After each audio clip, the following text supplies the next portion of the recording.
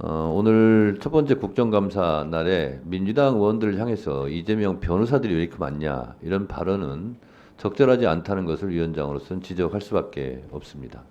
그러면 이런 말들을 하게 되면 민주당에서는 그러면 국민의힘은 김건희 특검, 최상병 특검 6탄 방어병들이냐 이런 말이 또 나올 수가 있어요. 그래서 그런 말들은 제가 제지를 안 했어요. 듣고 있었어요. 그러나 적절하지는 않다라는 점을 분명하게 지적드립니다. 위원장 판단입니다. 자, 김승원 간사님, 네, 질문해 주세요. 예.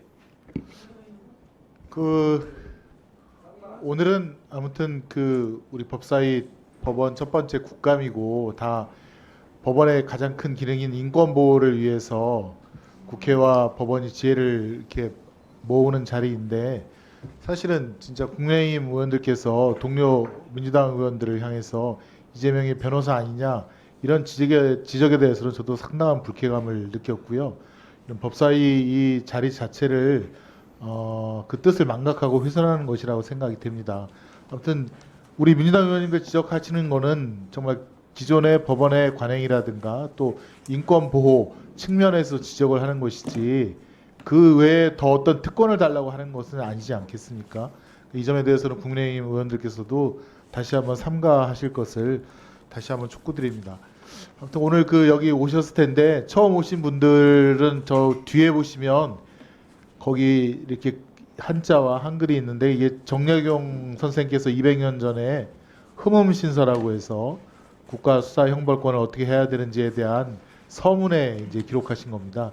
결론은 저 마지막에 나와 있는데요. 흠음이란 무엇인가 삼가하고 또 삼가하는 것으로서 형을 다스리는 것이 근본이다. 항상 조심을 하라는 거죠. 그 피의자라든가 피고인한테 미치는 영향이 크기 때문에 그 가족들에게 미치는 영향이 크기 때문에 항상 삼가하면서 어떤 사법권을 어떻게 행사할 것인지를 그렇게 잘 유념해 달라는 취지가 그 조선 왕조 200년 전에도 정영훈 선생님께서 지적하셨던 부분입니다. 같은 마음으로 아마 여기 임하실 거라고 생각이 되고요. 그래서 말씀드리는 게 아까 그 법관들 100여 명 가까이가 그 검찰청에 불려와서 조사를 받았다고 했는데 수사 개시 통보를 받은 게 한 건이라도 있습니까? 공무원이 수사를 당하면 수사 개시 통보를 기관에게 통보하도록 되어 있는데 처장이 어떻습니까? 예전에는 이제 입건이 되면은 입건에 대한 통보는 저희들이 받아온 것으로 알고 있습니다만은 수사 개시 자체에 대해서 특별히 통보한 적은 저는 수사 개시 통보도 없었고 수사 결과 통보도 없었던 것으로 그래서 지금 제가 볼 때는 한 70여 명의 법관이 붕 뜬 상태에서 이게 내 사건이 끝난 건지 이게 또 다시 피의자로 전환이 되는 건지 아니면 기소가 될 건지를 모르는 상태로 지금 계속 있다는 거 아니겠습니까? 그래서 그 불안정한 지위를 해소해야 된다. 그래서 법무부에 강력히 좀 요청을 하라는 겁니다.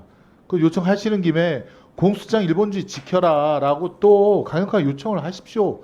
200페이지 공소장이 어떻게 가능합니까? 세상에 법조항은 두세 줄에 불과한데 그런 거를 강력하게 요청하시라는 걸 말씀드리는 거고요. 반면에 검사들은 어떻습니까? 지금 또 이재명 대표 재판을 얘기 안 할 수가 없는 게 무리하게 수사하고 기소하니까 자꾸 무리한 결과가 그 이재명 대표 재판에서 다 나오는 거 아닙니까? 지금 검사들이 일일 직무 대리 발령을 받는다고 합니다. 경주에 있는 검사가 하루짜리 직무 대리 발령을 받아서 성남 지원에 와서 공판에 관여하고 그 다음에 또 하루짜리니까 또 다시 또 돌아간다고 합니다. 근데 그 검사들이 의견서는 또 쓴답니다.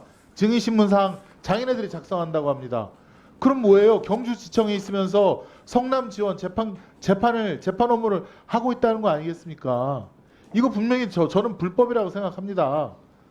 예? 지금 법원에서는 당사자 자격 과연 대리권이 있는지 그게 되게 중요한 거 아닙니까? 그래서 일반인이 오면 뭐 예전에는 인감증명서라도 첨부해 갖고 오고 본인으로부터 진짜 위임을 받았는지 확실하게 하라는 거 아닙니까? 근데 그거 없이 법원에서 확인을 안 하다가 그냥 불법 관행처럼 이어온 것을 지금 어느 한 판사님이 문제 제기를 한 겁니다. 아니 당신은 대전지검 사람인데 왜 서울중앙지검에서 근무를 합니까? 또 서울중앙지검에서 서울중앙지방법원, 서울고등법원 재판에 관여하면서 공판 관여하다가 왜 또 이번에 성남 지원에 와서 또 하루짜리 그걸 합니까? 이게 말이 됩니까? 라는 평범한 상식적인 지적을 하는 겁니다. 그럼 법원에서도 문제가 있으면 기관 대 기관으로 협의를 해서 풀란 말입니다.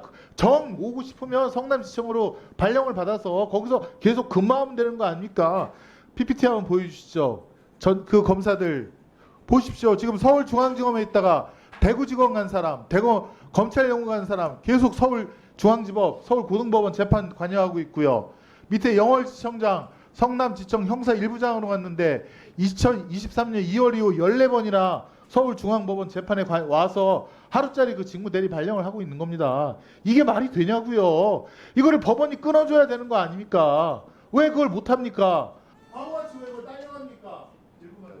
네. 그리고 왜 여기서 국민의힘 의원들한테 혼이나냐고요. 왜 국민들한테 모욕을 받냐고요. 아, 우리 사법부가 이게 재판을 늦게 하는구나. 이재명 대표 봐주는구나. 그런 오해를 왜 받습니까? 법의 원리 원칙을 선언하면 될 일을 왜 계속 끌려다니고 국민들한테 오해받고 재판 늦게 한다 그러고 왜 그러시는지 저는 이해가 안 갑니다. 이번부터라도 좀 해주십시오. 그리고 오늘 처장님께서 업무 보고 하셨는데 저는 깜짝 놀랐습니다. 물론 인권보호도 있었지만 효율성 그런 거를 강조하는 조항 그 내용들이 너무 많았기 때문입니다. 사실은 법원에 일반 국민은 평생에 한 번 올까 말까 아닙니까? 그래서 국민 입장에서 재판을 하라 그러고 그들의 그 하소연을 들어주라고 그래서 재판은 청송이라고 하지 않습니까? 처장님께서도 잘 들어주시는 분으로 저는 알고 있는데 그런 쪽을 강조를 하셔야지 빨리 하겠다, 효율적으로 하겠다, 또 증거 능력 부여에 있어서 선택적으로 하겠다. 저는 그 단어가 깜짝 놀랐는데요. 그것에 대해서는 좀 답변을 해주시기를 바라고 기관 대 기관으로서 당당하게 임해 주시기를 다시 한번 촉구하고 좀 요청드리겠습니다. 예. 그 이제 저희 대법원장님의 인사말이나 또 제가 인사 말씀 드린 취지는 잘 아시겠지만 우리가 이제 신속한 재판은 또 공정하고 충실한 재판을 전제로 하는 그런 것임을 이제 강조한 취지입니다. 그래서 그 어느 것 하나 우리가 버릴 수 없는 가치이기 때문에 그 모두를 갖다가 이제 강조하는 취지에서 혹시 다른 선택이 있어서 조금 오해 소지가 있다고 하면은 그런 점 이해해 주시면 감사하겠습니다. 그리고 아까 말씀하신 이제 그 검찰과의 어떤 뭐 직무대리 문제라든지 이런 부분은 저도 뭐 오늘 여기 처음 들은 그런 이야기라서 그리고 이제 말씀하신 것처럼 일선에서 이제 그런 부분을 갖다가 재판 과정에서 문제 제기를 했다고 하면은 아마 이제 그런 부분이 공소 제기 절차 혹은 공소 이제 진행 절차상의 어떤 이제 위법 여부로 법적인 쟁점이 될 수 있을 것이기 때문에 그런 부분에 있어서 판단이 나올 것으로 봅니다. 그 외에 이제 우리가 이제 그 검찰의 어떤 그런 공소 제기 관행이나 또 이제 제도에 대해서 어떤 이제 저희들이 이제 접근을 해야 될지 하는 부분은 조금 검토를 해봐야 될 것 같습니다. 지금 말씀 주신 그런 취지는 유념하도록 하겠습니다. 마쳤습니까? 네, 수고하셨습니다. 유상범 권사님 질문해 주세요. 네, 뭐 지금 이재명 대표 재판과 관련돼서 많은 여러 가지 검찰 수사에 대한 문제점을 민주당 의원들이 지속적으로 제기를 하고 있습니다.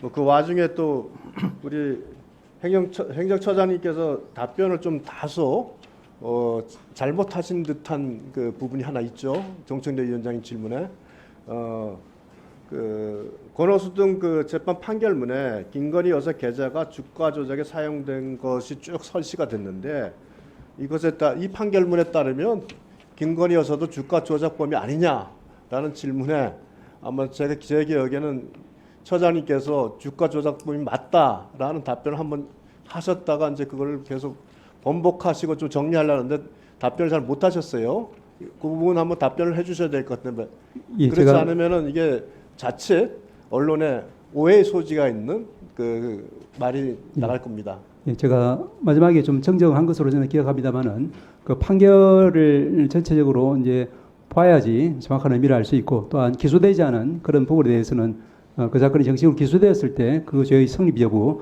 또 공무원 관계 여부에 대해서 판단이 이룰 수 있기 때문에 이 판결만 가지고서는 어떠한 이제 예단이나 또 확신을 가질 수는 없다 이런 취지로 제가 나중에 수정한 것으로 알고 있습니다. 네, 그래도 다시 한번 확인하는 차원에서 명확하게 하기 위해서 질문했고요.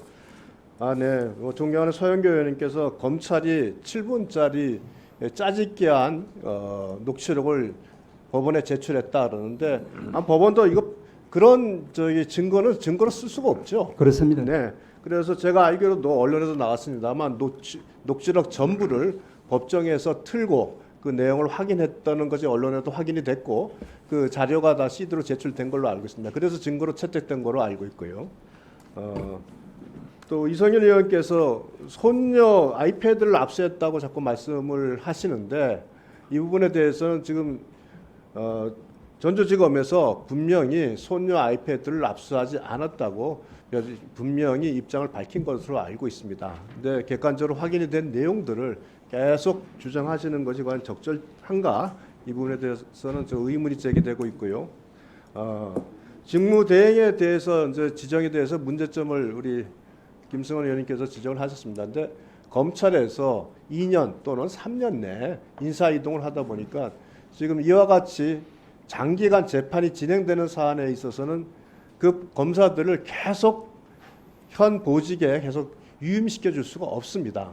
그럼 인사 이동 따라서 인사 이동을 하고 그러나 워낙 복잡한 사건이고 관계자가 많기 때문에 이 사건을 모르는 검사들이 공판에 관여할 수가 없는 사안입니다. 그래서 불가피하게 검찰 내의 규정에 따라서 직무대행 발령을 내려서 재판을 진행하고 있는 사안인데 이와 같은 직무대행에 대해서 뭐 담당 재판부가 뭐 문제 제기는 할 수 있죠. 아마 뭐 변호사 측에서 그 부분에 대한 문제 제기를 한 것 같습니다. 그러니까 제가 보기에는 그럼 직무대행 과정이 적절한지에 대한 소명을 해라 하는 차원에서 아마 그러한 그 재판장의 성명 요구에 가까운 얘기가 있었던 걸로 보입니다. 그러나 그건 다 법적으로 그와 같은 절차를 거쳐서 진행돼 왔고 저 또한 그와 같은 절차를 거치면서 진행되는 과정을 다 지켜봤습니다. 자, 뭐 하다 보니까 본 질문을 뭐 많이 못 하게 되는데요.